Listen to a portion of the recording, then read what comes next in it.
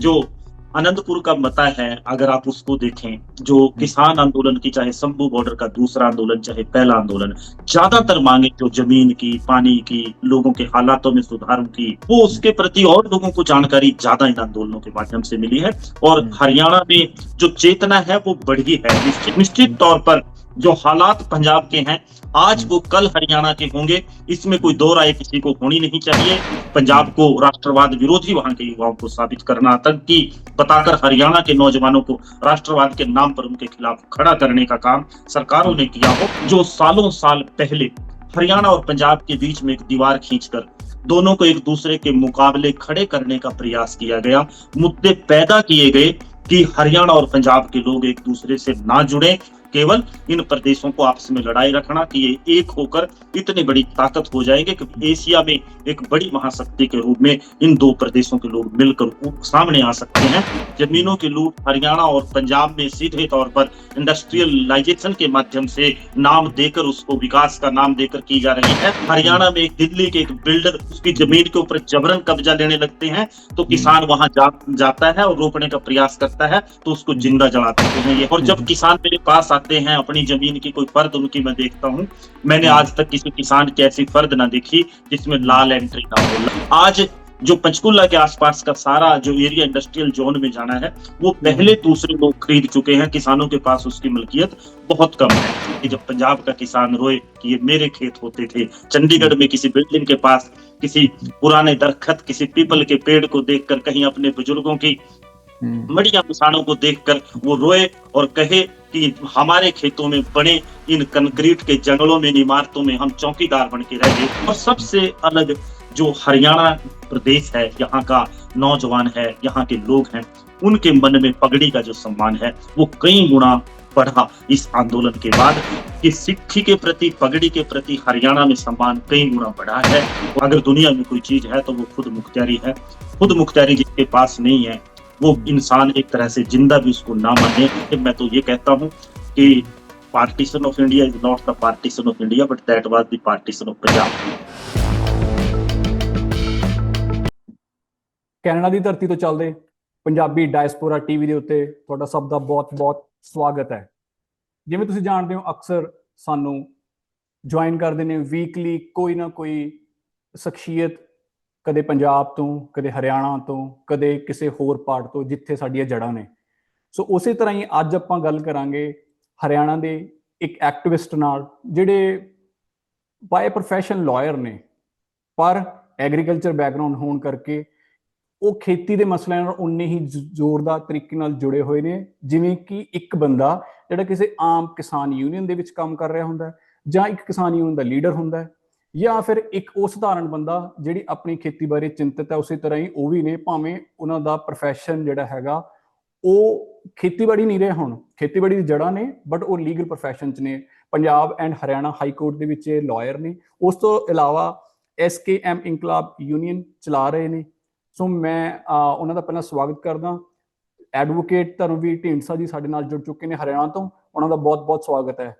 ਢੀਂਡਸਾ ਸਾਹਿਬ, ਬਹੁਤ-ਬਹੁਤ ਸਵਾਗਤ ਹੈ ਜੀ ਤੁਹਾਡਾ ਪੰਜਾਬੀ ਡਾਇਸਪੋਰਾ ਟੀਵੀ ਕੈਨੇਡਾ ਦੇ ਉੱਤੇ। जी, सर्वजीत सिंह शेरगिल डॉक्टर साहब, आपको सत श्री अकाल, आपके सारे दर्शकों को सत श्री अकाल, राम राम, आदाब, और आपका हार्दिक धन्यवाद कि आपने अपने पंजाबी डायस्पोरा टीवी के माध्यम से हमें अपना प्लेटफॉर्म साझा करने का आपने जो मौका दिया कि हम भी लोगों के साथ जो उनसे जुड़े विषय हैं उन पर चर्चा आपसे करें। आपका हार्दिक धन्यवाद जी। ਢੀਂਡਸਾ ਸਾਹਿਬ, ਅਕਸਰ ਅਸੀਂ ਤੁਹਾਨੂੰ ਇੰਟਰਨੈਟ ਦੇ ਮਾਧਿਅਮ ਰਾਹੀਂ ਦੇਖਦੇ ਰਹਿੰਦੇ ਹਾਂ ਕਿ ਤੁਸੀਂ ਬਹੁਤ ਸਾਰੇ ਇਸ਼ੂਜ਼ ਜਿਹੜੇ ਹੈਗੇ ਨੇ ਉਠਾਉਂਦੇ ਰਹਿੰਦੇ ਹੋ।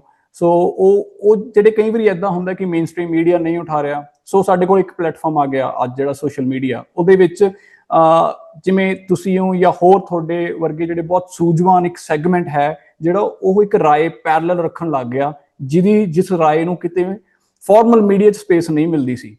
ਸੋ ਉਹ controlled media C, but social media ਦੇ ਆਉਣ ਦੇ ਨਾਲ ਬਹੁਤ ਹੀ ਵਧੀਆ ਤਰੀਕੇ ਨਾਲ, ਜਿਵੇਂ ਮੈਂ ਪਹਿਲਾਂ ਕਿਹਾ ਕਿ ਤੁਸੀਂ ਜਾਂ ਹੋਰ ਪੰਜਾਬ, ਹਰਿਆਣਾ, ਵੈਸਟਰਨ ਯੂਪੀ, ਰਾਜਸਥਾਨ, ਜਿੱਥੇ ਖਾਸ ਤੌਰ 'ਤੇ ਖੇਤੀ ਵਾਲੇ ਜਿਹੜੀ ਥਾਵਾਂ ਨੇ ਜਿੱਥੇ ਜ਼ਿਆਦਾ ਖੇਤੀ ਦੇ ਉੱਤੇ ਲੋਕ ਡਿਪੈਂਡ ਕਰਦੇ ਨੇ, ਉਹ ਆਵਾਜ਼ਾਂ ਬਹੁਤ ਉੱਭਰ ਕੇ ਸੱਤ ਸਮੁੰਦਰ ਪਾਰ ਜਿੱਥੇ ਅਸੀਂ ਬੈਠੇ ਹਾਂ ਉੱਥੇ ਤੱਕ ਆ ਰਹੀਆਂ ਨੇ। ਸੋ ਆਪਾਂ ਉੱਥੋਂ ਹੀ ਗੱਲ ਸ਼ੁਰੂ ਕਰਦੇ ਹਾਂ ਕਿ ਜਿਵੇਂ ਮੈਂ ਇੰਟਰੋਡਕਸ਼ਨ 'ਚ ਦੱਸਿਆ ਕਿ ਤੁਸੀਂ ਬਾਏ ਪ੍ਰੋਫੈਸ਼ਨ ਲਾਇਰ ਹੋ, ਬਟ ਖੇਤੀਬਾੜੀ ਜਿਹੜੀ ਹੈਗੀ ਆਪਣੇ ਸਭ ਦੀ ਜੜ੍ਹਾਂ ਨੇ, ਤੁਹਾਡੀ ਵੀ ਉਵੇਂ ਹੀ ਜੜ੍ਹਾਂ ਨੇ। ਸੋ ਅੱਜ ਤੁਸੀਂ ਥੋੜਾ ਸਾਨੂੰ ਪਹਿਲਾਂ ਇੰਟਰੋਡਕਸ਼ਨ ਦੇ ਵਿੱਚ ਸਮਝਾ ਪਾਉਂਗੇ ਕਿ ਹਰਿਆਣਾ ਦੀ ਇਸ ਵਕਤ एग्रीकल्चर सेक्टर की स्थिति है? देखिए, हरियाणा को किसानों का प्रदेश कहा जाता है, लेकिन जो पिछले 2 आंदोलन हुए, जो परिस्थितियां हरियाणा की खेती की अगर हम बात करें, सीधे तौर पर हरियाणा प्रदेश की सरकार दावा करती है कि हरियाणा की हर एक फसल 24 फसलों की एमएसपी के ऊपर खरीद की जाती है। लेकिन जो किसानों की मूलभूत और बेसिक समस्याएं हैं, वो ज्यों की त्यों प्रदेश में आज भी नजर आती है। गन्ना किसान को सड़क पर बैठना पड़ता है, आंदोलन करना पड़ता है अपने गन्ने के बकाया पैसों के लिए। मंडी में किसान के साथ क्या स्थिति होती है, खाद के लिए उसे लंबी कतारों में लगना पड़ता है, ब्लैक मार्केटिंग खाद की होती है। किसानों की जो जमीनी स्थिति है, बेसिक जो हालात हैं, उसमें तब्दीली बहुत बड़े लेवल पर नहीं हुई है। वो समस्याएं ज्यों की त्यों हैं। अगर सरकारी प्लेटफॉर्मों की बात करें, उन चर्चाओं की बात करें, तो वहां तो कहीं ना कहीं ये दिखाया और बताया जा सकता है कि हमने तस्वीर बदल दी, लेकिन जमीनी हकीकत और हालात जो हरियाणा प्रदेश के हैं, वो किसी दूसरे प्रदेश से जहां ज्यादा बेहतर नहीं है। हरियाणा की अगर किसानी और खेती की बेसिक जो समस्या है, मैं सबसे पहले जो किसानों की समस्याओं की अगर हम बात करते हैं, उसमें जमीन सबसे जरूरी है। जमीन और खेती अगर किसान के पास है, वो तभी किसान है, नहीं तो वो खेतीहर मजदूर की स्थिति में आ जाता है। प्रदेश में जो जमीनों की लूट है, सीधे तौर पर जो लैंड एक्विजिशन एक्ट की जो पॉलिसीज हैं, उनमें जो डिफेक्ट हैं, वो जो किसान हितैषी नहीं है, सबसे बड़ा मुद्दा वो है। फसल बेचने का मुद्दा तब आएगा जब फसल पैदा करने के लिए जमीन होगी और किसान के पास उसकी मलकियत होगी। लेकिन अगर वो मलकियत और जमीन ना रहेगी, तो वो मजबूरन इंडस्ट्रियल लेबर, औद्योगिक लेबर में या खेतीहर लेबर और मजदूर में तब्दील हो जाएगा। और हरियाणा प्रदेश बल्कि पूरे देश में जो लैंड एक्विजिशन की पॉलिसी है, उसके जो डिफेक्ट हैं, चाहे आप पंजाब में देख लो, किसानों को संघर्ष करना पड़ता है, हरियाणा में देख लो, वो हालातों में जमीन के ऊपर जो बड़े लोगों की नजर है, उद्योगपतियों की नजर है, और जो चाहे वो सरकारी पर्पज सड़कों के लिए जमीन एक्विजिशन होती है, या जो दूसरी जमीनें जिनको पंचायती जमीनें बताकर किसानों से लिया जाता है, किसानों की समस्याओं में कोई बड़े लेवल पर अगर हम कहें सुधार है, सुधार नहीं है। किसानों की स्थिति ज्यों की त्यों बनी हुई हरियाणा प्रदेश में भी आज भी नजर आती है, और हर मुद्दे पर किसानों को सड़क पर उतरना पड़ता है, चाहे वो सूरजमुखी की खरीद का मामला हो, चाहे खाद का मामला हो, चाहे फसलें बेचने का मामला हो। हर मामले में जब किसान सड़कों पर उतरेगा, तब सरकार थोड़ा बहुत उस पर सुने, नहीं सुने तो वो भी। और अगर कर्ज की बात देखें, आपने जैसे बताया, मैं कोर्ट से वकालत के पेशे से जुड़ा हूं, और जब किसान मेरे पास आते हैं, अपनी जमीन की कोई फर्द उनकी मैं देखता हूं, मैंने आज तक किसी किसान की ऐसी फर्द ना देखी जिसमें लाल एंट्री ना हो। लाल एंट्री क्या है? उस जमीन की फर्द की मलकियत के उस दस्तावेज के ऊपर उसके कर्ज के जो बैंकों से उसने लिया है, उसकी उसके ऊपर नोटिंग होती है, बिना लाल पेन के। मुझे क्यों कभी कोई जमानत देने आए, उसमें फर्क देनी पड़ती है, दूसरे कामों के लिए आए, कोई मुकदमा झगड़ा उनका हो, कोई केस हो, तो मुझे बिना लाल रंग की उस एंट्री के फर्द किसानों की नहीं दिखती। तो सीधे तौर पर हरियाणा का जो किसान है, वो भी कर्ज के जाल में उतना ही उलझा है जितना दूसरे प्रदेशों के किसान उलझे। ਢੀਂਡਸਾ ਸਾਹਿਬ, ਜਿਹੜਾ ਤੁਸੀਂ ਬਹੁਤ ਹੀ ਇਹ ਵੈਲਿਡ ਪੁਆਇੰਟ ਜਿਹੜਾ ਤੁਸੀਂ ਰੇਜ਼ ਕੀਤਾ ਹੈ, ਜਿਹੜੀ ਇਹ ਲੈਂਡ ਐਕੁਜੀਸ਼ਨ ਦੀ। ਸੋ ਹੁਣ ਕਰੰਟ ਸਿਚੁਏਸ਼ਨ ਤੁਹਾਨੂੰ ਪਤਾ ਕਿ ਪੰਜਾਬ ਦੇ ਵਿੱਚ ਲੁਧਿਆਣਾ ਤੇ ਲੁਧਿਆਣੇ ਤੋਂ ਇਲਾਵਾ ਮੋਹਾਲੀ ਜਾਂ ਜਿਹੜੀ ਵੀ ਕਮਰਸ਼ੀਅਲ ਜਿਹੜਾ ਏਰੀਆ ਉਹਦੇ ਨੇੜੇ ਲੱਗਦੀ ਜਿੰਨੀ ਵੀ ਖੇਤੀਬਾੜੀ ਜਿਹੜੀ ਯੋਗ ਜ਼ਮੀਨ ਸੀ, ਉਹਨੂੰ ਅਕਵਾਇਰ ਕਰਕੇ 60-65 ਹਜ਼ਾਰ ਤਕਰੀਬਨ ਕਹਿੰਦੇ ਨੇ ਕਿ ਏਕੜ ਜ਼ਮੀਨ ਉਹ ਅਕਵਾਇਰ ਕਰ ਲਈ ਜਾਊਗੀ। ਉਹ ਆ ਕੇ ਜਿਵੇਂ ਤੁਸੀਂ ਕਿਹਾ ਕਿ ਵੱਡੇ ਜਿਹੜੇ ਪੂੰਜੀਪਤੀ ਘਰਾਣੇ ਨੇ ਜਾਂ ਜਿਹੜੇ ਵੱਡੇ ਧਨਾੜ ਲੋਕ ਨੇ, ਉਹਨਾਂ ਨੂੰ ਦੇ ਦਿੱਤੀ ਜਾਊਗੀ। ਉਹਦਾ CLU ਚੇਂਜ ਕਰਕੇ ਪਹਿਲਾਂ ਜਿਵੇਂ ਕਹਿੰਦੇ ਨੇ ਕਿ ਇੰਡਸਟਰੀ ਵਾਸਤੇ ਦੇਵਾਂਗੇ ਜਾਂ ਉੱਥੇ ਕੋਈ ਇੰਡਸਟਰੀਅਲ ਹੱਬ ਬਣੇਗਾ, ਬਟ ਬਾਅਦ 'ਚ ਕੁਝ ਸਮਾਂ ਰੱਖ ਕੇ ਜ਼ਮੀਨ ਨੂੰ ਵਿਹਲੀ ਰੱਖ ਕੇ ਉਸ ਤੋਂ ਬਾਅਦ ਉਹਨੂੰ ਉਹਦੇ ਸੈਕਟਰਸ ਬਣਾ ਕੇ ਉਹ ਜਿਹੜੇ ਹਾਈ ਰਾਈਜ਼ ਬਿਲਡਿੰਗਸ ਜਿਹੜੀਆਂ ਅੱਜ ਕੱਲ੍ਹ ਟ੍ਰੈਂਡ ਆ ਗਿਆ ਉਹ ਬਣਾ ਕੇ ਉਹ ਵੇਚ ਦਿੱਤੀਆਂ ਜਾਣਗੀਆਂ। ਕਿਹਾ ਕੁਛ ਹੋਰ ਜਾਊਗਾ, ਬਾਅਦ 'ਚ ਕੁਛ ਹੋਰ ਕਰ ਦਿੱਤਾ ਜਾਂਦਾ। ਸੋ ਇਹ ਤਾਂ ਪੰਜਾਬ ਦੀ ਸਥਿਤੀ ਹੈ। ਕੀ ਤੁਸੀਂ ਇਸ ਤਰ੍ਹਾਂ ਦੀ ਸਥਿਤੀ ਆਉਣ ਵਾਲੇ ਟਾਈਮ ਦੇ ਵਿੱਚ ਹਰਿਆਣਾ 'ਚ ਦੇਖ ਰਹੇ ਹੋ ਕਿ ਇਸ ਤਰ੍ਹਾਂ ਦੀ ਸਥਿਤੀ ਬਣ ਸਕਦੀ ਹੈ? बिल्कुल बिल्कुल, इसमें कोई दो राय नहीं है। हरियाणा पंजाब का छोटा भाई है। हरियाणा और पंजाब में अंतर भी अगर हम देखें तो कोई खास अंतर कुछ है ही नहीं। किसानी के जो मुद्दे हैं उनसे जुड़ी, जो पहले पंजाब में हुआ वो अब हरियाणा में हो रहा है। हरियाणा में एक किसान दिल्ली के एक बिल्डर की दबंगई से तंग आकर उस किसान की हत्या कर देते हैं, जब उसके ट्यूबवेल को तोड़ने लगते हैं, उसकी जमीन के ऊपर जबरन कब्जा लेने लगते हैं, तो किसान वहां जाता है और रोकने का प्रयास करता है, तो उसको जिंदा जला देते हैं। ये हरियाणा की स्थिति है। हरियाणा तो कहीं पंजाब से भी आगे ना बढ़ जाए। आज जो पंचकुला के आसपास का सारा जो एरिया इंडस्ट्रियल जोन में जाना है, वो पहले दूसरे लोग खरीद चुके हैं, किसानों के पास उसकी मिल्कियत बहुत कम है। जो हाईवे हरियाणा में बन रहे हैं, उनके आसपास जो किसानों के खेतों की स्थिति है, निश्चित तौर पर जो हालात पंजाब के हैं, आज वो कल हरियाणा के होंगे, इसमें कोई दो राय किसी को होनी नहीं चाहिए। जमीनों की लूट हरियाणा और पंजाब में सीधे तौर पर इंडस्ट्रियलाइजेशन के माध्यम से नाम देकर, उसको विकास का नाम देकर की जा रही है। और जो खेती का हब हरियाणा और पंजाब है, मुझे ऐसा नजर आता है कि उसका टारगेट हरियाणा पंजाब के किसान, क्योंकि हक मांगते हैं, अधिकार मांगते हैं, सरकार और पूंजीपतियों ने जो सोने से कीमती जमीन है, इसको कहीं ना कहीं कब्जाने के लिए, और खेती जो है, एग्रीकल्चर सेक्टर जो है, जो हरियाणा का और पंजाब का वो अपने कब्जे में लेना चाहते थे, उसको कहीं ना कहीं शिफ्ट करके मध्य प्रदेश और दूसरे उसके टारगेट कर दिए गए। और इस जमीन को महंगी कीमतों का लालच देकर, जैसे पंजाब में किया गया, और ऐसे ही हरियाणा में भी जो शहरों के पास लगते क्षेत्र हैं वहां हो रहा है। और फिर किसान के पास तो वही कि मोहाली में खड़ के जब पंजाब का किसान रोए कि ये मेरे खेत होते थे, चंडीगढ़ में किसी बिल्डिंग के पास किसी पुराने दरखत, किसी पीपल के पेड़ को देखकर, कहीं अपने बुजुर्गों की मड़िया मसानों को देखकर वो रोए और कहे कि हमारे खेतों में बने इन कंक्रीट के जंगलों में, इमारतों में हम चौकीदार बन के रह गए। ये हालात हरियाणा के होंगे, ये कोई दूर की बात नहीं है, सामने नजर आ रहा है, साफ शीशे की तरह नजर आ रहा है। आज हो चुके, आज गांव में अगर एक किसी बुजुर्ग की व्यक्ति की मौत हो जाए, तो उसको कंधा देने के लिए नौजवान नहीं मिलता, क्योंकि उसे सुबह टिफिन उठाकर आसपास किसी फैक्ट्री में, किसी इंडस्ट्री में जाना पड़ता है, और 10-12 हजार की नौकरी ना करे तो गुजारा नहीं चलता, क्योंकि खेती घाटे का सौदा बन गई। और घाटे का सौदा बढ़ने के साथ साथ जोतें छोटी हो गई। किसान को इंडस्ट्रियल लेबर में, सस्ती लेबर में, सरकार ने तो लेबर कानूनों में भी बदलाव कर दिया है, उसको भी इंडस्ट्रियलिस्ट के हक में करने का काम किया है। तो ऐसे में जो हालात हैं, वो ज्यादा अच्छे खेती और किसानी के आने वाले समय में नजर नहीं आते। ਜੀ ਢੀਂਡਸਾ, ਜਿਹੜੀ ਤੁਸੀਂ ਇਹ ਚ ਦੋ ਪੁਆਇੰਟ ਕਹੇ ਨੇ, ਮੈਂ ਦੂਜੇ ਪੁਆਇੰਟ ਦੀ ਗੱਲ ਕਰਨਾ ਚਾਹੂੰਗਾ, ਜਿਹੜਾ ਤੁਸੀਂ ਕਿਹਾ ਵੀ ਇਹ ਘਾਟੇ ਦਾ ਸੌਦਾ ਬਣ ਗਿਆ ਹਨਾ। ਸੋ ਮੈਂ ਇਹਦੇ ਤੇ ਨੈਕਸਟ ਗੱਲ ਕਰਨਾ ਚਾਹੁੰਦਾ ਕਿ ਜਿਵੇਂ ਪੰਜਾਬ ਦੇ ਵਿੱਚ ਕਿਸੇ ਟਾਈਮ ਦੇ ਵਿੱਚ ਗੰਨਾ ਬਹੁਤ ਸੀ, ਸੋ ਗੰਨਾ ਮਿੱਲਾਂ ਵੀ ਸੀ, ਗੰਨਾ ਮਿੱਲਾਂ ਹੌਲੀ ਹੌਲੀ ਬੰਦ ਹੁੰਦੀ ਰਹੀਆਂ, ਗੰਨਾ ਖਤਮ ਹੁੰਦਾ ਗਿਆ। ਸੋ ਪੰਜਾਬ ਦੇ ਵਿੱਚ ਗੰਨਾ ਕਹਿੰਦੇ, ਕਿਸੇ ਇਲਾਕੇ 'ਚ ਕਮਾਦ ਕਹਿ ਦਿੰਦੇ ਆ। ਸੋ ਉਹ ਗੰਨਾ ਕਮਾਦ ਜਿਹੜਾ ਉਹ ਗਾਇਬ ਹੋ ਗਿਆ। ਸਿਰਫ ਇੱਥੇ ਦੋ ਹੀ ਫਸਲਾਂ ਰਹਿ ਗਈਆਂ ਜਿਹਦੀ ਅਸੀਂ MSP ਮੰਗੀ ਜਾ ਰਹੇ ਹਾਂ ਤੇ ਜਿਹਦੀ ਲੜਾਈ ਲੱਗ ਰਹੀ ਹੈ, ਜਿਹ ਚੋਂ ਇੱਕ ਫਸਲ ਸਾਡੀ ਹੈ ਹੀ ਨਹੀਂ। ਅਸੀਂ ਚੌਲ ਕਿੰਨੇ ਕੁ ਖਾਂਦੇ ਹਾਂ, ਪਰ ਸਾਡੀ ਧਰਤੀ ਦਾ ਪਾਣੀ ਚੌਲ ਜ਼ਰੂਰ ਖਾਂਦੇ ਨੇ।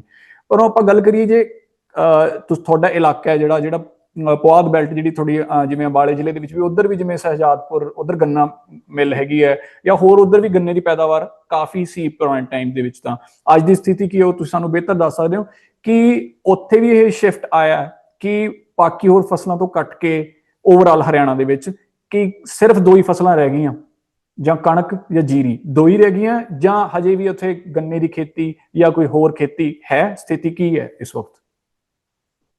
बिल्कुल, आपका जायज और वाजिब सवाल है डॉक्टर साहब। देखिए, हरियाणा और पंजाब के साथ धोखा कहीं ना कहीं सरकारों ने करने का काम किया। इन प्रदेशों के लोगों को, जब भारत में खाने के लिए 2 जून की रोटी लोगों के पास नहीं थी, अंतरराष्ट्रीय स्तर पर हमारे मुखिया को, प्रधानमंत्री को कटोरा लेके अनाज मांगना पड़ता था, धमकियां देते थे, तब हरियाणा और पंजाब को धान और जो गेहूं की खेती है उसकी तरफ ले जाया गया, बड़े तौर पर प्रोत्साहन दिया गया। और जब खेती करके वो फसल पैदा होने लगी, अब सरकार उससे सरकारी खरीद को बंद करके पीछा छुड़ाना चाहती है। और जो दूसरी फसलें थी किसान उगाते थे, वो कहीं ना कहीं उसका कारण ही हो गया कि सरकारी खरीद नहीं है। गन्ना, जैसे आप कह रहे हैं, हमारा क्षेत्र है शहजादपुर का, नारायणगढ़ का, अंबाला का, यहाँ गन्ना पैदा करना किसान की मजबूरी में गन्ना पैदा करता है, नहीं तो वो गेहूं और जीरे की तरफ जाता है। क्यों? क्योंकि शुगर मिल से 1 साल बाद भी पैसे किसानों को नहीं मिलते, सरकार का कानून होने के बावजूद। मैं तो बल्कि कहता था कि जब 3 काले कानून सरकार ने बनाए थे, उसमें SDM की जिम्मेवारी किसानों का पैसा दिलवाने की थी, प्राइवेट मिलर से, प्राइवेट परचेजर से, जो परचेज करते कि वो एसडीएम दिलवा देगा 15 दिन में। मैं कहता हूं कि गन्ने का ऑलरेडी ये कानून है कि प्राइवेट गन्ना मिल से सरकार का जो एसडीएम है, डीसी है, वो 15 दिन के अंदर पैसे दिलवाएगा। अगर नहीं दिलवाता तो मिल की कुर्की तक कर सकता है। किसान के पैसे के लिए एक मिल की कुर्की हुई हो प्रदेश में, आप मुझे बता दो। अटैचमेंट भी हुई हो, वो मुझे बता दो। बैंक के लिए हो गई हो तो अलग बात है। किसानों के लिए तो इस देश में बने हुए कानून भी कहीं ना कहीं लागू करती हुई व्यवस्थाएं नजर नहीं आती, जो उनके हक के कानून हैं वो भी। लेकिन जो निश्चित तौर पर इसमें कोई दो राय नहीं कि जो कुदरती और जो फसलों का विविधीकरण हम कहें, जो अलग अलग तरह की फसलें पैदा करते थे जिससे जमीन की जो उपजाऊ शक्ति भी बनी रहती थी, वो मजबूरी बस उनको किसानों को उसकी तरफ जाना पड़ा। एक समय तो ऐसा था कि खुद सरकार जीरी और गेहूं की फसल, धान की फसल लगवाती थी, और कारण क्या था कि पूरे प्रदेश का, पूरे देश का पेट भरना है, लोगों को रोटी देनी है, सरकारी भंडार भरने हैं। जब सरकारी भंडार भर गए तो अब पीछा उनसे छुड़वाना है, अब जो मर्जी। लेकिन ये सीधे तौर पर गेहूं और जीरी की फसलों की तरफ सरकारों ने इनको लोगों को ले जाने के लिए मजबूर किया है। इन फसलों की तरफ जो लोगों का रुझान हुआ है उसके पीछे सरकार है, उनकी नीति। ਸੋ ਜਿਸ ਤਰ੍ਹਾਂ ਤੁਸੀਂ ਇਹਦੇ ਚ ਪੁਆਇੰਟ ਕਿਹਾ ਕਿ ਉਹ ਜਿਸ ਤਰ੍ਹਾਂ ਦੀ ਸਥਿਤੀ ਪੰਜਾਬ ਦੀ ਹੈ, ਸੇਮ ਸਥਿਤੀ ਹਰਿਆਣੇ ਦੀ ਹੈ, ਤੇ ਉਹਦੇ ਵਿੱਚ ਵੀ ਹੁਣ ਆਪਾਂ ਅੱਗੇ ਕਾਨੂੰਨ ਦੀ ਗੱਲ ਕਰਦੇ ਹਾਂ। ਜਿਵੇਂ ਐਗਰੀਕਲਚਰ ਤਾਂ ਜਿਵੇਂ ਸਟੇਟ ਸਬਜੈਕਟ ਹੈ, ਸਟੇਟ ਲਿਸਟ ਦੇ ਵਿੱਚ ਹੈਗਾ ਹਨਾ। ਜਿਵੇਂ ਤੁਸੀਂ ਇਹਨੂੰ ਬਿਹਤਰ ਸਮਝਾ ਸਕਦੇ ਹੋ ਤੁਸੀਂ ਲੀਗਲ ਪ੍ਰੋਫੈਸ਼ਨ ਚੋਂ, ਕਿ ਵੀ ਚਾਹੇ ਉਹ ਸਟੇਟ ਦੇ ਅੰਡਰ ਆਉਂਦੀ ਹੋਵੇ ਗੱਲ, ਚਾਹੇ ਉਹ ਸੈਂਟਰ ਦੇ ਅੰਡਰ ਆਉਂਦੀ ਹੋਵੇ, ਕਾਨੂੰਨ ਬਣਿਆ ਹੋਇਆ ਪਰ ਕਾਨੂੰਨ ਐਗਜ਼ੀਕਿਊਟ ਤਾਂ ਉਵੇਂ ਹੁੰਦਾ ਹੀ ਨਹੀਂ ਹੈਗਾ। ਸੋ ਫਿਰ ਕਾਨੂੰਨ ਜੇ ਐਮਐਸਪੀ ਜਿਹੜੀ ਗਾਰੰਟੀ ਦੀ ਗੱਲ ਕਰਦੇ ਆ ਵੀ ਜੋ ਕਾਨੂੰਨ ਬਣ ਜਾਏਗਾ, ਸੋ ਜੇ ਉਹ ਪਾਵਰ ਉਹਨੂੰ ਡਿਲਿਊਟ ਕਰ ਦੇਣ, ਮਤਲਬ ਪਾਵਰ ਨੂੰ, ਉਹ ਜਦੋਂ ਕਿਸੇ ਕੋਲ ਰਹਿਣੀ ਨਹੀਂ, ਜੇ ਐਸਡੀਐਮ ਜਾਂ ਡੀਸੀ ਕੋਲ ਰਹੇਗੀ, ਕੀ ਉਹ ਕੁਝ ਕਰ ਸਕੂਗਾ? ਤੁਸੀਂ ਮਤਲਬ ਜੇ ਤੁਸੀਂ ਥੋੜਾ ਇਹਨੂੰ ਇਸ ਤਰ੍ਹਾਂ ਦੇ ਐਂਗਲ ਤੋਂ ਸਮਝਾ ਸਕੋ, ਲੇਮੈਨ ਲੈਂਗੁਏਜ ਲੀਗਲ ਟਰਮਸ ਚ ਨਹੀਂ, ਕਿ ਬੰਦਾ ਸਮਝ ਸਕੇ ਕਿ ਹਾਂਜੀ ਜੇ ਕਾਨੂੰਨ ਬਣ ਵੀ ਜਾਂਦਾ ਹੈ, ਪਰ ਜੇ ਉਹ ਕਾਨੂੰਨ ਇੰਨਾ ਕਮਜ਼ੋਰ ਬਣਦਾ, ਸੋ ਉਹਦਾ ਕੋਈ ਕਾਨੂੰਨ ਬਣਨ ਦਾ ਫਾਇਦਾ ਹੋਊਗਾ? बिल्कुल, आपने बहुत जायज, वाजिब और गहरा सवाल उठाया है। हमारे अनेक नेताओं को भी इसको समझने की जरूरत है। देखिए, एक एमएसपी गारंटी का खरीद कानून है, एक सरकारी खरीद है। हमें इन दोनों के बीच में डिफरेंशिएट करने की जरूरत है, इन दोनों को अलग अलग करने की, अलग अलग करके समझने की जरूरत है। मान लीजिए केंद्र की या राज्य की कोई भी सरकार एक कानून बना दे कि भाई एमएसपी खरीद का हमने गारंटी कानून बना दिया कि फसल जो है गेहूं की वो 3,000 रुपए से कम नहीं कोई खरीदेगा, 3,000 रुपए खरीदेगा। एक तो ये व्यवस्था है। अगर इस व्यवस्था में हम देखें कि सरकार कानून बना दे और किसान अपनी फसल कहेगी मैं बाजार में बेचूंगा, भाई कानून है 3,000 का, खरीदार कहे मुझे तो ये वारा नहीं खाती, मैं नहीं लेता, 3,000 में बेच लो अपने, आपने जहां मर्जी बेचनी है। मजबूरी में किसान को बेचनी पड़ेगी। धान की फसल पे किसानों को कट देना पड़ता है, सूरजमुखी में कट देना पड़ा 200 रुपए क्विंटल, कहीं 500 रुपए क्विंटल, वो कोई कानून में है? क्योंकि किसान फसल को स्टोर नहीं कर सकता, जब उसके पास आएगी गेहूं की फसल तो उसको बेचनी पड़ेगी। अगर 3,000 का कानून है, बिना शिकायत करे, चोरी छिपे, मजबूरी में किसान ये कहेगा विक्रेता को कि यार तू ले ले, 2.5 को लेता है ना, 2.5 को ले ले, उठा ले, मैं इसको कहां रखूंगा? तो ऐसी स्थितियों में एमएसपी खरीद का गारंटी कानून बेमायने हो जाएगा। जरूरत क्या है? जो सरकार खरीद करती है, हमें मांग और हमारी जो डिमांड बेसिक तौर पर है, जो सरकारी खरीद है वो फसलों की होनी चाहिए। जिस फसल की सरकारी खरीद होती है उसमें किसान को प्रॉपर पैसा मिल सकता है। और एमएसपी खरीद के गारंटी कानून और सरकारी खरीद में काफी बड़े लेवल का जो फर्क कहीं ना कहीं वो है।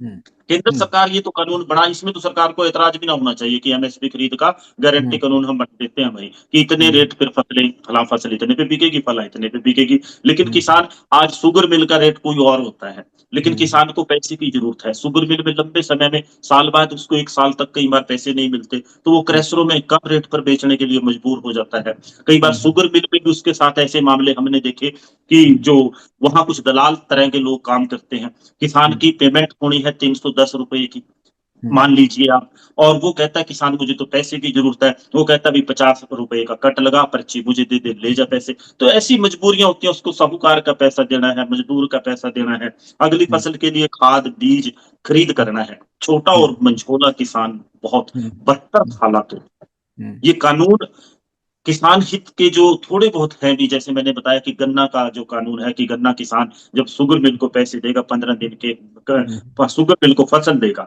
कच्चा माल देगा, गन्ना देगा, तो 15 दिन के भीतर उसके पैसे मिलने चाहिए, ये कानून है। और जिम्मेवारी सरकार और प्रशासन की है। मुझे तो आज तक ये कानून कहीं लागू होता दिखा नहीं। कोर्टों में भी गए हम इसके लिए, वहां से डायरेक्शन हो जाती हैं। एक बार होगी, बार बार कौन कोर्ट जाएगा। एसडीएमओ के पास, एसडीएमओ के साथ मीटिंगें, यूनियनों की बार बार। जब भी मैं तो गन्ना किसानों के मुद्दे पे जाता हूँ, मैं कहता हूँ आपकी जिम्मेवारी है पैसे दिलवाना हमारा। वो कहते हैं हम तो आपके लिए मिल चला रहे हैं, नहीं तो ये मिल बंद हो जाएगी। ये ऐसी स्थितियां निश्चित तौर पर किसान हित के कानून बहुत गहराई से, गंभीरता से, जब तक किसान की कलम में ताकत नहीं आती, जैसे कभी दीन बंधु चौधरी छोटू राम की कलम में आई थी, जिसने किसान को राहत पूरे हरियाणा पंजाब जब ज्वाइंट हुआ करता था उन्होंने दी थी। तो ऐसे स्थितियों की जरूरत है, ऐसे हालातों में तब्दीली की जरूरत है कि खेती को ईमानदार नियत से सरकारें काम करें और इसको घाटे के सौदे से बाहर निकालें। रोजगार के नाम पर जो इंडस्ट्रियलाइजेशन के ऊपर सब्सिडियां और दूसरी सहायताएं दी जाती हैं, सबसे ज्यादा तो रोजगार देने वाली खेती है। सबसे ज्यादा रोजगार देने के साथ साथ लोगों को अनाज देने वाली खेती है। दो चीजें कुदरत देती है, पानी और हवा। तीसरी है किसान देता है अनाज, जिसके बिना जिंदा नहीं रह सकता। इंडस्ट्री में पैदा हुए सामानों के बिना जीवन की कल्पना की जा सकती है, लेकिन किसान वाला जो सामान है फिर भी वो घाटे में। आप जरा सोचिए, कानून बने जो वो सही मायनों में लागू नहीं, नए कानून सरकारें बनाएगी, निश्चित तौर पर ये एक बड़ा सवाल है, गंभीर सवाल है। गहनता से इसके ऊपर विचार करने की जरूरत है। जो मौजूदा समय में कोई भी व्यवस्था जो भारत की है, चाहे मौजूदा सरकार है, चाहे विपक्ष है, वो करती हुई मुझे नजर आए, ऐसा हालात अभी नजर नहीं। ਜੀ ਢੀਂਡ ਸਾਹਿਬ, ਜਿਹੜੇ ਤੁਸੀਂ ਗੱਲ ਕਰੀ ਕਿ ਅਸੀਂ ਜੋ ਪ੍ਰੋਡਿਊਸ ਕਰਦੇ ਆ, ਸੋ ਉਹ ਰੋਜ਼ ਦੀ ਜ਼ਰੂਰਤ ਹੈ, ਉਹਦੇ ਬਿਨਾ ਜਿੰਦਾ ਨਹੀਂ ਰਹਿ ਸਕਦੇ। ਇੰਡਸਟਰੀ ਦੀ ਜਿਹੜੀ ਪ੍ਰੋਡਕਸ਼ਨ ਆ ਉਹਦੇ ਬਿਨਾ ਰਹਿ ਸਕਦੇ ਆ। ਸੋ ਅਸੀਂ ਪ੍ਰੋਡਿਊਸਰ ਆ। ਸੋ ਪਰ ਸਾਨੂੰ ਇਹ ਕਿਹਾ ਜਾ ਰਿਹਾ ਹੈ ਕਿ ਜਿਹੜਾ ਤੁਸੀਂ ਕਿਹਾ ਕਿ ਬਹੁਤ ਵੈਲਿਡ ਪੁਆਇੰਟ ਹੈ ਕਿ ਗਵਰਨਮੈਂਟ ਜੇ ਖਰੀਦਦਾਰੀ ਨਹੀਂ ਕਰਦੀ, ਸੋ ਦੋ ਹੀ ਗੱਲਾਂ ਹੁੰਦੀਆਂ, ਇੱਕ ਹੁੰਦੀ ਹੈ ਪ੍ਰੋਡਕਸ਼ਨ, ਇੱਕ ਹੁੰਦੀ ਹੈ ਮਾਰਕੀਟਿੰਗ। ਸੋ ਜਿਹੜਾ ਕਿਸਾਨ ਹੈ ਉਹ ਪ੍ਰੋਡਿਊਸ ਕਰ ਸਕਦਾ, ਕਿਉਂਕਿ ਉਹਨੂੰ ਕੁਦਰਤੀ ਰੱਬ ਨੇ ਬਖਸ਼ਿਆ ਕਿ ਉਹ ਤਾਂ ਹੀ ਅੰਨਦਾਤਾ ਕਹਿੰਦੇ ਆ ਉਹਨੂੰ। ਸੋ ਉਹ ਪ੍ਰੋਡਿਊਸ ਕਰ ਸਕਦਾ ਹੈ, ਉਹ ਪੈਦਾਵਾਰ ਕਰ ਸਕਦਾ ਹੈ, ਪਰ ਉਹ ਕਿਵੇਂ ਮਾਰਕੀਟ 'ਚ ਵੇਚੇਗਾ? ਉਹਨੂੰ ਕਿਹੜੇ ਉਹ ਤਰੀਕੇ ਆਉਂਦੇ ਜਿਹੜੇ ਵੱਡੇ ਵੱਡੇ ਕਾਰਪੋਰੇਟਸ ਨੂੰ ਆਉਂਦੇ ਨੇ, ਉਹ ਕਿੱਥੇ ਉਹਨਾਂ ਨਾਲ ਫਾਈਟ ਕਰੇਗਾ? ਜਿਵੇਂ ਸੰਗਰੂਰ ਬਠਿੰਡਾ ਜਿਹੜੀ ਰੋਡ ਹੈ, ਉੱਥੇ ਭਵਾਨੀਗੜ੍ਹ ਦੇ ਕੋਲੇ ਪੈਪਸੀਕੋ ਦੀ ਫੈਕਟਰੀ ਹੈ, ਜਿੱਥੇ ਚਿਪਸ ਵਗੈਰਾ ਬਣਦੇ ਨੇ। ਸੋ ਉਹ ਆਲੂ ਦਾ ਉੱਥੇ ਕੰਟਰੈਕਟ ਫਾਰਮਿੰਗ ਸਟਾਰਟ ਹੋਈ। ਆਲੂ ਜਿਹੜੇ ਹੈਗੇ ਨੇ ਵੀ ਉਹ ਤੁਹਾਡੇ ਤੋਂ ਇੰਨੇ ਲਵਾਂਗੇ, ਕੰਟਰੈਕਟ ਕਰ ਲਿਆ। ਉਹਦੇ ਵਿੱਚ ਜਿਵੇਂ ਹੁਣ ਤੁਸੀਂ ਲੀਗਲ ਪ੍ਰੋਫੈਸ਼ਨ ਤੁਸੀਂ ਸਮਝਦੇ ਹੋ, ਕਲੌਜ਼ਿਸ, ਸਬ ਕਲੌਜ਼ਿਸ, ਉਹ ਸਬ ਕਲੌਜ਼ ਕੋਈ ਪਾਤਾ ਕਿ ਜੇ ਇੰਨਾ ਸਾਈਜ਼ ਨਹੀਂ ਹੋਏਗਾ ਤਾਂ ਉਹ ਰਿਜੈਕਟ ਕਰ ਦੇਣਗੇ। ਜਦੋਂ ਉਹਨਾਂ ਕੋਲੇ ਪ੍ਰੋਡਕਸ਼ਨ ਜ਼ਿਆਦਾ ਆ ਜਾਂਦੀ ਹੈ, ਅੱਗੇ ਮਾਰਕੀਟ ਦੇ ਵਿੱਚ ਚਿਪਸ ਦੀ ਡਿਮਾਂਡ ਉਨੀ ਹੈ ਨਹੀਂ, ਸੋ ਇਹ ਕਹਿ ਕੇ ਰਿਜੈਕਟ ਕਰ ਦਿੰਦੇ, ਇਹਦਾ ਸਾਈਜ਼ ਆ ਨਹੀਂ ਹੈ, ਇਹਦੀ ਮੇਜਰਮੈਂਟ ਆ ਨਹੀਂ ਹੈ। ਸੋ ਇਹ ਹੈ ਕਿ ਜੇ ਸਾਨੂੰ ਕੋਈ ਰੇਟ ਵੀ ਦੇ ਰਿਹਾ, ਪਰ ਜੇ ਸਰਕਾਰੀ ਖਰੀਦਦਾਰੀ ਨਹੀਂ ਹੈ, ਸੋ ਉਹ ਤਾਂ ਕਿਤੇ ਉਹਨਾਂ ਨੂੰ ਕੋਈ ਜ਼ਰੂਰਤ ਨਹੀਂ ਨਾ। ਪ੍ਰਾਈਵੇਟ ਸੈਕਟਰ ਦੇ ਵਿੱਚ ਕਿਸੇ ਇੰਡਸਟਰੀਸਟ ਨੂੰ ਕੋਈ ਜ਼ਰੂਰਤ ਤਾਂ ਹੈ ਨਹੀਂ ਕਿ ਉਹ ਜਸਟੀਫਾਈ ਕਰੇ ਕਿ ਨਹੀਂ ਜੀ ਮੈਂ ਕਿਉਂ ਨਹੀਂ ਲੈ ਰਿਹਾ, ਕੀ ਹੈ, ਕਿਉਂਕਿ ਉਹਦਾ ਤੱਕ ਬਿਜ਼ਨਸ ਚੱਲ ਰਿਹਾ। ਬਟ ਜਿਹੜੀਆਂ ਸਰਕਾਰਾਂ ਨੇ ਇਹਨਾਂ ਨੂੰ ਫਿਰ ਵੀ ਕਿਉਂਕਿ ਵੋਟਾਂ ਲੈਣ ਲਈ ਆਉਣਾ ਪਏਗਾ। ਸੋ ਇਸ ਕਰਕੇ ਜਿਵੇਂ ਤੁਸੀਂ ਕਿਹਾ, ਬਹੁਤ ਵੈਲਿਡ ਪੁਆਇੰਟ ਹੈ। ਕਹਿ ਦਿੰਦੇ ਹੁੰਦੇ ਨੇ ਕਿ ਵੀ ਤੁਸੀਂ ਕੁਝ ਪ੍ਰੋਡਿਊਸ ਕਰ ਲਓ, ਖੁਦ ਮਾਰਕੀਟ ਕਰਨ। ਕਿਸਾਨ ਖੁਦ ਮਾਰਕੀਟ ਨਹੀਂ ਕਰ ਸਕਦੇ, ਉਹ ਸਕਿੱਲ ਸਾਡੇ ਕੋਲ ਨਹੀਂ ਹੈ। ਸੋ ਬਹੁਤ ਵੱਡਾ ਇੱਕ ਸਟਰਕਚਰ ਚਾਹੀਦਾ। ਜੇ ਪੰਜਾਬ 'ਚ ਮਾਰਕਫੈਡ ਹੈ, ਇਸ ਤਰ੍ਹਾਂ ਹੀ ਹਰਿਆਣੇ ਦੇ ਵਿੱਚ ਆਰਗੇਨਾਈਜੇਸ਼ਨ ਹੋਏਗੀ ਕੋਈ ਸਰਕਾਰੀ ਜਿਹੜੀ ਖਰੀਦਦਾਰੀ ਕਰ ਰਹੀ ਹੈ, FCI ਹੈ ਸਾਡੇ ਕੋਲ।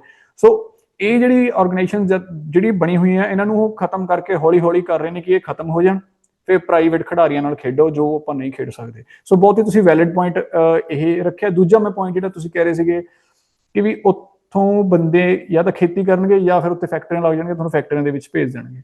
ਸੋ ਇਸੇ ਤਰ੍ਹਾਂ ਦੀ ਮੈਨੂੰ ਲੱਗਦਾ ਸ਼ਾਇਦ ਸਥਿਤੀ ਬਣੀ ਹੋਣੀ। ਤੁਸੀਂ ਸਮਝਾ ਸਕਦੇ ਹੋ ਸਾਨੂੰ ਕਿ ਹਰਿਆਣਾ 'ਚ ਕੀ ਸਥਿਤੀ ਬਣੀ ਹੈ ਕਿ ਵੈਸਟ ਦੇ ਵਿੱਚ ਇੰਨੀ ਜ਼ਿਆਦਾ ਮਾਈਗ੍ਰੇਸ਼ਨ ਆ ਪਿਛਲੇ 4-5-7 ਸਾਲ ਦੇ ਵਿੱਚ ਦੇਖਣ ਨੂੰ ਮਿਲੀ ਹੈ। ਪਹਿਲਾਂ ਹਰਿਆਣਾ ਦੇ ਵਿੱਚੋਂ ਇੰਨੇ ਬੰਦੇ ਇਹਨਾਂ ਵੈਸਟਰਨ ਕੰਟਰੀ ਜਿੱਥੇ ਅਸੀਂ ਰਹਿ ਰਹੇ ਹਾਂ ਇੱਥੇ ਨਹੀਂ ਮੂਵ ਕਰਦੇ ਸੀ। ਪੰਜਾਬੀ ਤਾਂ ਮਤਲਬ ਜੇ ਪੰਜਾਬ, ਗੂੜੇ ਪੰਜਾਬ ਦੀ ਗੱਲ ਕਰੀਏ ਕਿ ਜਿਹੜਾ ਪਟਿਆਲੇ ਤੋਂ ਉੱਧਰ ਚਲੇ ਜਾਈਏ, ਜਿੰਨਾ ਅਸੀਂ ਦੁਆਬੇ 'ਚ ਖਾਸ ਤੌਰ ਤੇ ਜਲੰਧਰ, ਹੁਸ਼ਿਆਰਪੁਰ, ਨਵਾਂ ਸ਼ਹਿਰ, ਉਹ ਤਾਂ 125 ਸਾਲ ਪਹਿਲਾਂ ਇਹਨਾਂ ਕੰਟਰੀਜ਼ ਦੇ ਵਿੱਚ ਆ ਗਏ। ਸੋ ਉੱਥੇ ਦੇ ਕਾਰਨ ਤਾਂ ਕੁਝ ਸਮਝ ਆਉਂਦੇ ਨੇ, ਜਿਹੜੇ ਇੱਥੇ ਬੈਠੇ ਲੋਕ ਨੇ ਉਹ ਸਮਝਦੇ ਨੇ ਕਿ ਉਹ ਕਿਉਂ ਆਏ ਸੀ। ਹਰਿਆਣੇ ਦੇ ਵਿੱਚ ਕੀ ਸਥਿਤੀ ਬਣੀ ਹੈ ਕਿ ਇਹ ਇਸ ਲੈਵਲ ਦੇ ਉੱਤੇ ਮਾਈਗ੍ਰੇਸ਼ਨ ਹੋ ਰਹੀ ਹੈ, ਤੁਸੀਂ ਇਹਨੂੰ ਕਿਵੇਂ देखते हो? देखिए, अपना घर, अपना प्रदेश कोई खुशी से नहीं छोड़ता। मजबूरियां एक किसी व्यक्ति को अपना घर, प्रदेश, परिवार छोड़कर, हम कहेंगे 7 समुद्र पार या विदेशी देशों में जान का जोखिम उठाकर जाने के लिए मजबूर करती है। हमने जैसे शुरुआत इस चर्चा की थी कि हरियाणा प्रदेश में जो खेती है उसके हालात बदतर है, घाटे का सौदा कहीं ना कहीं वो बढ़ती हुई जा रही है। सरकारें रोजगार देने में विफल है। जितने सरकार के विभाग हैं उनमें बड़े लेवल पर वैकेंसीज हैं, युवाओं को रोजगार मिलता नहीं, जोतें घटती जा रही हैं, ख्वाब बड़े होते जा रहे हैं। तो ऐसे में 1 एकड़ या 2 एकड़ का कोई किसान है, बेटा पढ़ लिख जाए, बाप के हालात देखता है, परिवार की जरूरतें देखता है और दूसरे लोगों की तरक्की और उन्नति को देखता है, तो सबसे आसान और साधारण सा रास्ता उसको क्या नजर आता है?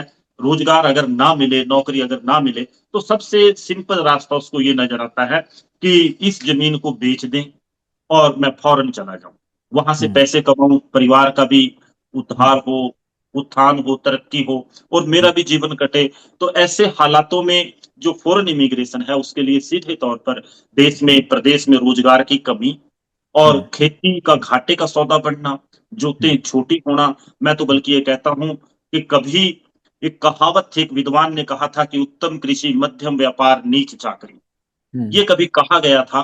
खेती को सबसे उत्तम जो व्यवसाय था वो बताया गया था, लेकिन आज हालात बद से बदतर हो गए। आज खेती सबसे निचले पायदान पर कहीं ना कहीं आ गई और कोई भी बुजुर्ग, माँ बाप अपने बच्चों को, बेटे को ये नहीं कहता कि तू खेती कर ले, बल्कि ये कहता कि बेटा पढ़ लिख ले, कहीं नौकरी कर लेना, यहाँ खेती में कुछ रखा नहीं है।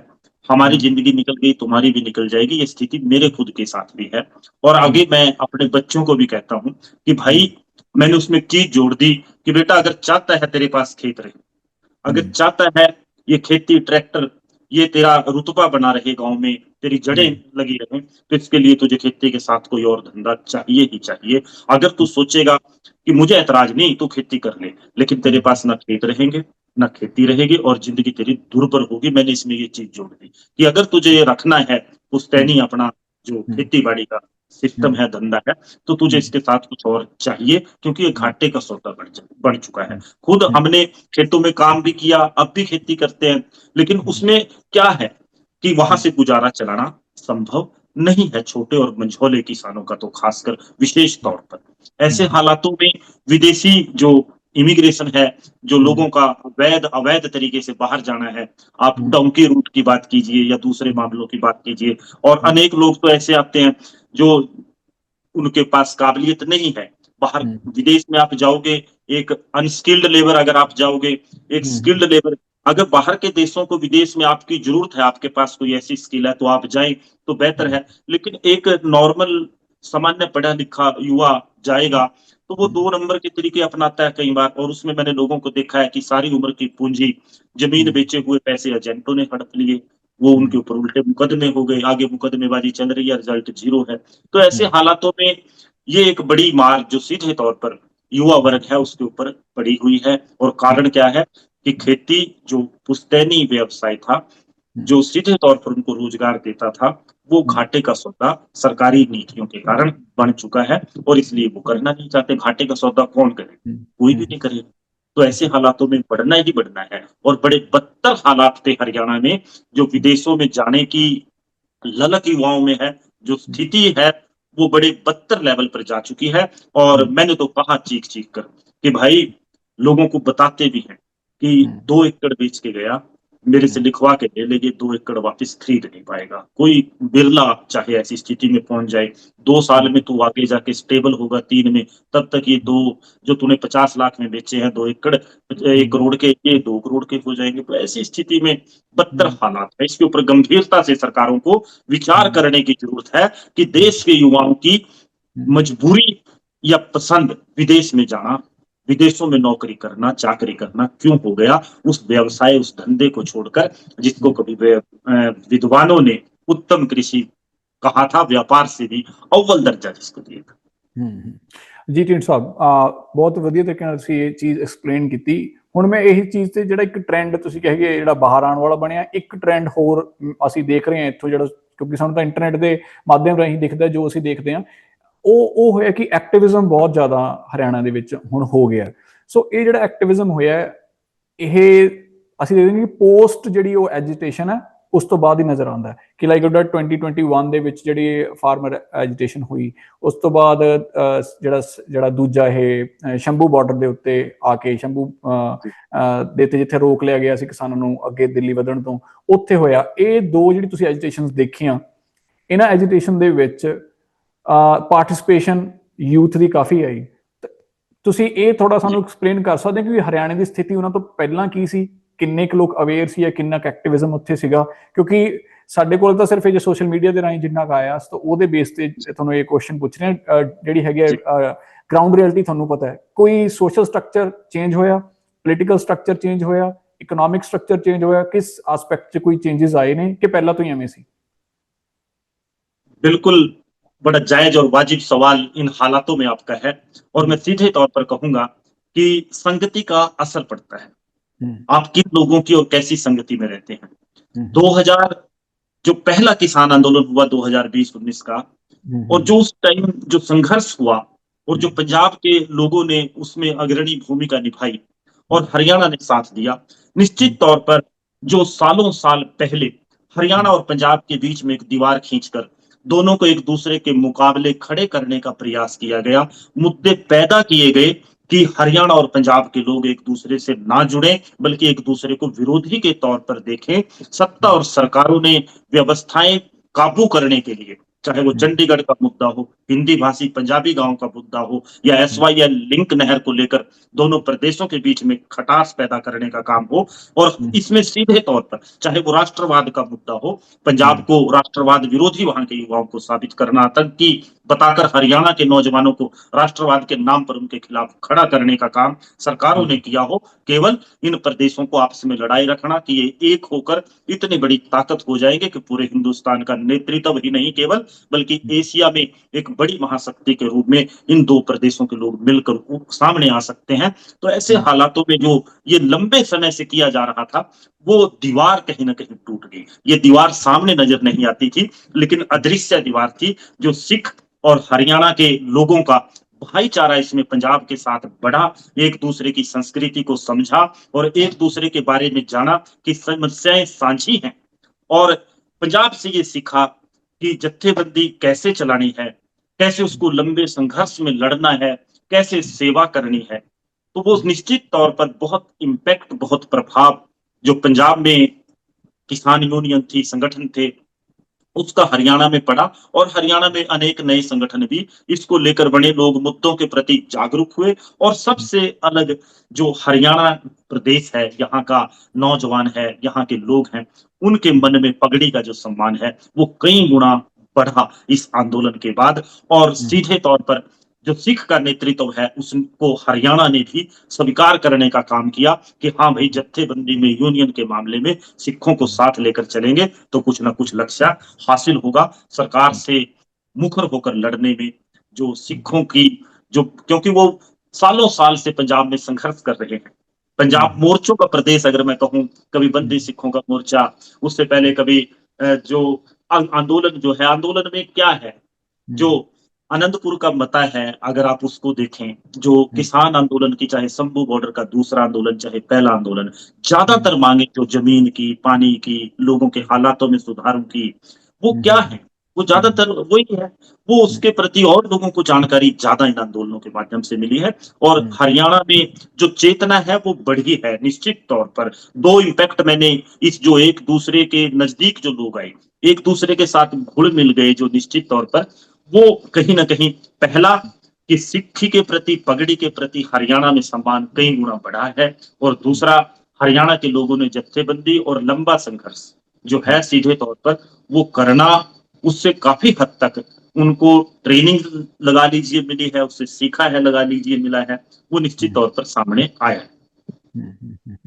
ਜੀ ਢੀਂਡਸਾ ਸਾਹਿਬ, ਜਿਹੜਾ ਤੁਸੀਂ ਇਹ ਪੁਆਇੰਟ ਕਿਹਾ ਨਾ ਕਿ ਇਹ ਬਹੁਤ ਘੱਟ ਲੋਕਾਂ ਨੂੰ ਸਮਝ ਆਈ ਇਸ ਗੱਲ ਦੀ, ਅਸੀਂ ਲਾਈਕ ਲਾਸਟ ਮੰਥ ਇੰਟਰਵਿਊ ਕੀਤੀ ਸੀ ਮਨੋਜ ਦੋਹਨ ਜੀ ਨਾਲ ਵੀ, ਉਹਨਾਂ ਨੇ ਵੀ ਸੇਮ ਪੁਆਇੰਟ ਜਿਹੜਾ ਤੁਸੀਂ ਰੱਖਿਆ, ਇਹ ਪੁਆਇੰਟ ਰੱਖਿਆ ਕਿ ਵੀ ਪੰਜਾਬ ਨੂੰ ਐਂਟੀ ਨੈਸ਼ਨਲ ਪੋਰਟਰੇਟ ਕਰਕੇ ਸਰਕਾਰਾਂ ਨੇ ਵੀ ਹਰਿਆਣੇ ਵਾਲੇ ਦੀ ਦਿਮਾਗ 'ਚ ਇਹ ਬਣਾਤਾ ਪਿਕਚਰ ਕਿ ਉਹ ਤਾਂ ਐਂਟੀ ਨੈਸ਼ਨਲ ਨੇ, ਤੁਸੀਂ ਉਹਨਾਂ ਤੋਂ ਦੂਰ ਰਹੋ, ਤੁਹਾਡਾ ਉਹ ਪਾਣੀ ਖੁੰਦੇ ਨੇ, ਤੁਹਾਡੇ ਤਾਂ ਆਹ ਮਸਲੇ ਨੇ, ਵੀ ਉਹ ਲੜਾਉਂਦੇ ਰਹੇ। ਪਰ ਜਦੋਂ ਇਕੱਠੇ ਬੈਠੇ, ਭਾਈਚਾਰਾ ਇਕੱਠੇ ਬੈਠ ਕੇ ਦੇਖਿਆ ਵੀ ਅਸੀਂ ਤਾਂ ਇੱਕੋ ਹੀ ਹਾਂ, ਵੀ ਜਿਹੜੀ ਤੁਸੀਂ ਗੱਲ ਕੀਤੀ ਕਿ ਸਰ ਛੋਟੂ ਰਾਮ ਜੀ ਨੇ ਦੇ ਟਾਈਮ ਦੇ ਵਿੱਚ ਜੇ ਅਸੀਂ ਇਕੱਠੇ ਸੀ, ਉਸ ਤੋਂ ਬਾਅਦ ਸਾਨੂੰ ਤੋੜ ਕੇ ਸਿਰਫ ਇਹ ਡਿਵਾਈਡ ਕਰਕੇ, ਡਿਵਾਈਡ ਐਂਡ ਰੂਲ ਪਾਲਿਸੀ ਦੇ ਨਾਲ, ਕਿਉਂਕਿ ਉਹਨਾਂ ਨੂੰ ਪਤਾ, ਜਿਵੇਂ ਤੁਸੀਂ ਕਿਹਾ ਕਿ ਏਸ਼ੀਆ ਦੀ ਵੱਡੀ ਤਾਕਤ ਬਣ ਸਕਦੇ ਨੇ, ਉਹ ਪੋਟੈਂਸ਼ੀਅਲ ਜਾਂ ਤਾਂ ਬਹੁਤ ਸੂਝਵਾਨ ਸੈਗਮੈਂਟ ਹੁੰਦਾ ਸੋਸਾਇਟੀ ਦਾ, ਜਿਵੇਂ ਤੁਸੀਂ ਹੋ, ਉਵੇਂ ਉਹਨਾਂ ਕੋਲੇ, ਉਹਨਾਂ ਨੂੰ ਪਤਾ ਲੱਗਦਾ ਜਾਂ ਸਰਕਾਰਾਂ ਨੂੰ ਪਤਾ ਹੁੰਦਾ। ਆਮ ਬੰਦੇ ਨੂੰ ਆਪਣੀ ਸ਼ਕਤੀ ਨਹੀਂ ਪਤਾ, ਆਮ ਬੰਦੇ ਨੂੰ ਇਹ ਨਹੀਂ ਪਤਾ ਕਿ ਸਾਡਾ ਪੋਟੈਂਸ਼ੀਅਲ ਕੀ ਹੈ, ਕਿ ਵੀ ਅਸੀਂ ਏਸ਼ੀਆ ਦੀ ਇੱਕ ਵੱਡੀ ਤਾਕਤ ਬਣ ਸਕਦੇ ਹਾਂ। ਇਸ ਲਈ ਸਾਨੂੰ ਆਪਸ 'ਚ ਲੜਾਈ ਜਾਂਦੇ ਨੇ ਵੀ ਅਸੀਂ ਜੇ ਇਕੱਠੇ ਹੋ ਕੇ, ਚਾਹੇ ਉਹ ਘਰ ਇੱਕ ਪਰਿਵਾਰ ਹੈ, ਚਾਹੇ ਉਹ ਇਹ ਵੱਡਾ ਪਰਿਵਾਰ ਹੈ। ਇਹ ਪੰਜਾਬ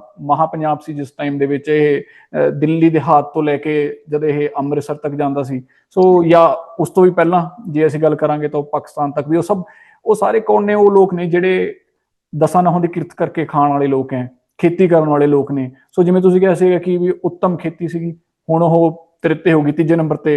ਮਤਲਬ ਇਹ ਸਰਕਾਰਾਂ ਨੇ ਬਣਾਈ ਨਾ, ਕਿਉਂਕਿ ਜੋ ਲੋਕ ਫ੍ਰੀ ਹੈ, ਜਿਹੜਾ ਸਭ ਤੋਂ ਜ਼ਿਆਦਾ ਫ੍ਰੀ ਬੰਦਾ ਉਹੀ ਹੋਏਗਾ ਜਿਹੜਾ ਜਿਹਨੇ ਕਿਸੇ ਤੋਂ ਵੀ ਲੈ ਕੇ ਨਹੀਂ ਖਾਣਾ, ਜਿਹਨੇ ਕਮਾ ਕੇ ਖਾਣਾ, ਖੁਦ ਧਰਤੀ ਚੋਂ ਅੰਨ ਉਗਾ ਕੇ ਖਾਣਾ, ਉਹ ਕਿਸਾਨ ਹੈ। ਸੋ ਤੁਸੀਂ ਬਹੁਤ ਵਧੀਆ ਚੀਜ਼ਾਂ ਸਾਰੀਆਂ ਸਾਨੂੰ ਐਕਸਪਲੇਨ ਕੀਤੀਆਂ। ਅਸੀਂ ਉਮੀਦ ਕਰਦੇ ਹਾਂ ਕਿ ਵੀ ਜਿਹੜੇ ਸਾਡੇ ਦਰਸ਼ਕ ਨੇ ਉਹ ਚੰਗੀ ਤਰ੍ਹਾਂ ਸਮਝਣਗੇ ਕਿ ਵੀ ਜਿਵੇਂ ਹਰਿਆਣੇ ਨੇ ਪੰਜਾਬ ਨੂੰ ਸਮਝਿਆ, ਪੰਜਾਬ ਦੀ ਵੀ ਵਾਰੀ ਹੈ ਪੰਜਾਬ ਵੀ ਹਰਿਆਣਾ ਨੂੰ ਸਮਝੇ ਕਿ ਵੀ ਉਸ ਪੰਜਾਬ ਤੇ ਹਰਿਆਣਾ ਡਿਫਰੈਂਟ ਨਹੀਂ ਹੈ। ਉਹੀ ਲੋਕ ਨੇ, ਉਹੀ ਖਾਣਾ ਪਾਣਾ ਹੈ, ਉਹੀ ਸਾਰਾ ਕੁਝ ਹੈ, ਉਹੀ ਸੇਮ ਚੀਜ਼ਾਂ ਨੇ। ਸਿਰਫ ਇਹ ਸਰਕਾਰਾਂ ਨੇ ਇੱਕ ਜਿਹੜੀ ਬਾਰਡਰ, ਜਿਵੇਂ ਤੁਸੀਂ ਕਿਹਾ ਕਿ ਉਹ ਬਣਾਤਾ ਸੀ, ਅਦ੍ਰਿਸ਼ ਬਾਰਡਰ ਕ੍ਰੀਏਟ ਕਰਤਾ ਸੀ, ਉਹ ਤੋੜਨ ਦੀ ਜ਼ਰੂਰਤ ਹੈ। ਭਾਈਚਾਰਾ ਬਣਾਉਣ ਦੀ ਜ਼ਰੂਰਤ ਹੈ, ਆਪਸ ਦੇ ਵਿੱਚ ਪਿਆਰ ਵਧਾਉਣ ਦੀ ਜ਼ਰੂਰਤ ਹੈ। ਢਿੰਡ ਸਾਹਿਬ, ਆਪਣਾ ਪ੍ਰੋਗਰਾਮ ਤਕਰੀਬਨ ਐਂਡ ਵੱਲ ਵੱਧ ਗਿਆ, ਕੋਈ ਤੁਸੀਂ ਲਾਸਟ ਕੋਈ ਸੁਨੇਹਾ ਦੇਣਾ ਚਾਹੋ? देखिए, खेती और किसानी को बचाने के लिए निजी स्वार्थों से परे हटकर, चाहे वो किसान संगठन है, चाहे वो किसान नेता हैं, उनको एक प्लेटफॉर्म पर आकर गहराई से और गंभीरता से विचार करने की जरूरत है कि ये उत्तम कृषि, मध्यम व्यापार, नीच चाकरी, जो खेती किसानी पुरखों की हमें देन है, और जिससे स्वाभिमान से सबसे बड़ी खुद मुख्तियारी अगर दुनिया में कोई चीज है तो वो खुद मुख्तियारी है। खुद मुख्तियारी जिसके पास नहीं है वो इंसान एक तरह से जिंदा भी उसको ना मानते हैं। लेकिन ऐसे में इस खुद मुख्तियारी के पेशे को, जो केवल और केवल मुझे खेती में नजर आती है, आप दुनिया में और कोई व्यापार करें, हर जगह आप लाइसेंसों में, सरकारों के कंट्रोल में है। खुद मुख्तियारी के इस पेशे को बचाने के लिए गहराई से, गंभीरता से विचार करने की जरूरत है। पंजाब हरियाणा को आगे बढ़कर एक होकर देश के दूसरे हिस्से के किसानों को की अगुवाई करने की जरूरत है। और निश्चित तौर पर जो राजनीतिक व्यवस्थाएं हैं, चाहे मौजूदा सरकार है या पुरानी सरकारें रही हैं, उनकी जो नीतियां हैं दबाव के माध्यम से उनको बदलवाने की, कि वो किसान हित की हों, खेती किसानी को बचाने वाली हों। और निश्चित तौर पर हमें ऐसी आशा भी है कि ऐसा आने वाले समय में होगा। नहीं तो अपने डपले अपना राग के माध्यम से निश्चित तौर पर ये जो खेती किसानी का पेशा है, इसके ऊपर जो संकट है, चाहे वो पानी बचाने के नाम पर हो, इंडस्ट्रियलिस्ट कितना पानी धरती से निकाल रहा है, चाहे वो पेप्सी की कंपनी है, कोई शराब की कंपनी है, गंदा पानी बोरवेल करके बिना साफ किए दोबारा दरियाओं में या जमीन में डाल रहा है, उसके ऊपर कोई पाबंदी, कोई चेक एंड बैलेंस नहीं है। लेकिन किसान के ट्यूबवेल कनेक्शन के ऊपर रोक है कि अंडरग्राउंड वाटर कम हो गया। इन सब नीतियों पर गहराई से, गंभीरता से, चाहे वो जमीनों को एक्विजिशन की पॉलिसी हो कि किस मुद्दे पर केवल पब्लिक पर्पस, अगर जनहित का कोई मुद्दा है उसके ऊपर सरकार केवल जमीन एक्वायर करे। नहीं तो सारे मामलों में जो अगर जमीन लेनी है तो नेगोशिएशन हो, क्योंकि मलकियत का पहला मामला कि किसान की जो जमीन है उसकी अगर वह बेचना चाहे या ना बेचना चाहे वो तय करे। अगर बेचना चाहे तो कीमत वो तय करे, नहीं तो मलकियत का फायदा क्या। लेकिन बड़े प्रोजेक्टों के लिए सरकार कीमत भी खुद तय करती है, कौन सी जमीन लेनी है ये भी खुद तय करती है, कौन सी जमीन कानून से किसानों की रहेगी ना रहेगी ये भी सब सरकारें तय करती है। जो उनके एजेंडे में भी नहीं होता जब वोट लेते हैं वो भी करते हैं। इन सब विषयों के ऊपर गहराई से, गंभीरता से विचार करके एकजुट होकर आगे बढ़ने की जरूरत है, नहीं तो बटे रहेंगे। मैं तो ये कहता हूं कि partition of India is not the partition of India but that was the partition of Punjab. कि वो पंजाब का विभाजन था, पहले पाकिस्तान को आधा दे दिया, फिर हरियाणा और पंजाब और हिमाचल को अलग कर दिया और एक दूसरे के खिलाफ मुद्दे पैदा करके खड़ा कर दिया। और हालात देखिए हम कहां से कहां इस आपसी लड़ाई और फूट में पहुंच गए। खेती किसानी छोड़कर हमारे बच्चे विदेशों में नौकरी करने के लिए, रोजगार की तलाश में खुद के अपने ऊपर रिस्क लेकर, जीवन का रिस्क लेकर जाने को मजबूर है। हमें एकजुट होकर इन मुद्दों पर गहराई से, गंभीरता से विचार करने की जरूरत है और जो सरकारी नीतियां हैं उनको जग जाहिर करने की, लोगों को बताने की कि वो कैसे उनके विरोधी हैं, वो उसकी है, उसके लिए काम करना चाहिए। जी ਜੀ ਢਿੰਡ ਸਾਹਿਬ, ਬਹੁਤ ਵਧੀਆ ਤਰੀਕੇ ਨਾਲ ਤੁਸੀਂ ਸਾਰੀ ਜਿਹੜੀ ਗੱਲਬਾਤ ਸਮਝਾਈ, ਉਹਦੇ ਲਈ ਤੁਹਾਡਾ ਧੰਨਵਾਦ। ਜਾਣਦੇ ਤੁਸੀਂ ਬਿਜ਼ੀ ਹੁੰਦੇ ਹੋ ਕਿਉਂਕਿ ਤੁਹਾਡਾ ਆਪਣਾ ਲੀਗਲ ਪ੍ਰੋਫੈਸ਼ਨ ਵੀ ਹੈ, ਤੁਸੀਂ ਨਾਲ ਜਿਹੜਾ ਐਕਟਿਵਿਜ਼ਮ ਕਰਦੇ ਹੋ ਉਹਦੇ ਕਰਕੇ ਵੀ। ਸੋ ਸਮਾਂ ਦੇਣ ਲਈ ਬਹੁਤ ਬਹੁਤ ਧੰਨਵਾਦ। ਉਮੀਦ ਕਰਦੇ ਹਾਂ ਕਿਸੇ ਹੋਰ ਮਸਲੇ ਦੇ ਉੱਤੇ ਜ਼ਰੂਰਤ ਪਏਗੀ ਤੇ ਦੁਬਾਰਾ ਤੁਹਾਡੀ ਜ਼ਰੂਰਤ ਹੋਏਗੀ ਤੁਹਾਨੂੰ ਕੰਟੈਕਟ ਕਰਾਂਗੇ ਤੇ ਤੁਸੀਂ ਸਮਾਂ ਦਿਓਗੇ। ਸੋ ਬਹੁਤ ਬਹੁਤ ਧੰਨਵਾਦ। जी, धन्यवाद।